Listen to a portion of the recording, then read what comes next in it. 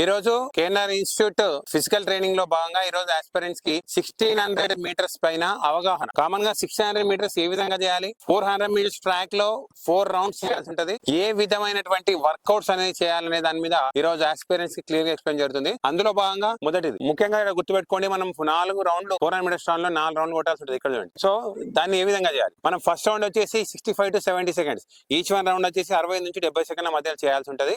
So దానికి సంబంధించిన workouts ఏంటంటే ఫస్ట్ నెంబర్ 1 ఒకటి ఏంటంటే ఎండ్యూరెన్స్. ఈ ఎండ్యూరెన్స్ అనేది ఏంటంటే మనకు శ్వాస మీద నియంత్రణ కలగడానికి ఎటువంటి వర్కౌట్ చేయాలి నెంబర్ 1. నెంబర్ 2 మీరు ఇక్కడ చూసుకున్నట్లయితే మనకు thigh muscle, calf muscle, leg muscle లో, థై మజిల్ లో, అప్పర్ అబ్డామిన్ లో, లోయర్ అబ్డామిన్ లో, మిడిల్ అబ్డామిన్ లో స్ట్రెంత్ గెయిన్ చేయాలి, strength workout number 2. Number 3 flexibility అనేది అంటే ఫ్లెక్సిబిలిటీ మన రెండు కాళ్ళ మధ్యలో డిస్టెన్స్ అనేది 1.5 మీటర్ పైన పడాలి. సో 1.5 మీటర్ పైన పడాలి అంటే ఎటువంటి వర్కౌట్ చేయాలి. నెంబర్ 4 బాడీలో స్పీడ్ జనరేట్ చేయాలి అంటే కామన్ గా ఎట్లాంటి వర్కౌట్ చేయాలి. నెంబర్ 4. నెంబర్ 5 కామన్ గా 400 మీటర్స్ ట్రాక్ లో మీరు ఎన్ని రౌండ్లు పరిగెత్తాల్సి ఉంటుంది చెప్పాలి.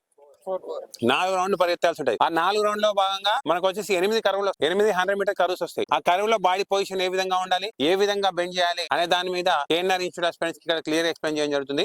ముఖ్యంగా ఏంటంటే 600 మీటర్స్ మీద ఒక పూర్తి అవగాహన, మనం ఏ విధమైనటువంటి వర్కౌట్ చేస్తే మనము పర్ఫెక్ట్ గా దాన్ని మనకి సరైనటువంటి టైంలో కంప్లీట్ చేయగలం దాని మీద ఒక విద్యార్థులకు ఒక క్లియర్ అయినటువంటి అవగాహన కల్పించుకుంటూ, అందులో భాగంగా ఈరోజు వచ్చేసి వాళ్ళకు 600 మీటర్స్ వాళ్ళ యొక్క సత్తా ఎంత ఉంది, నేను ఎంత టైమింగ్ చేయగలుగుతా అనే దాని మీద ఈ రోజు టెస్ట్ నిర్వహించి వాళ్ళకి ఒక టెక్స్ట్ బుక్, ఒక బుక్ ఇచ్చి ఆ బుక్ లో ఈ రోజు టెస్ట్ వాళ్ళ టైమింగ్ ఎంత అనేది కూడా నోట్ చేయడం జరుగుతుంది. I wish you very all the best.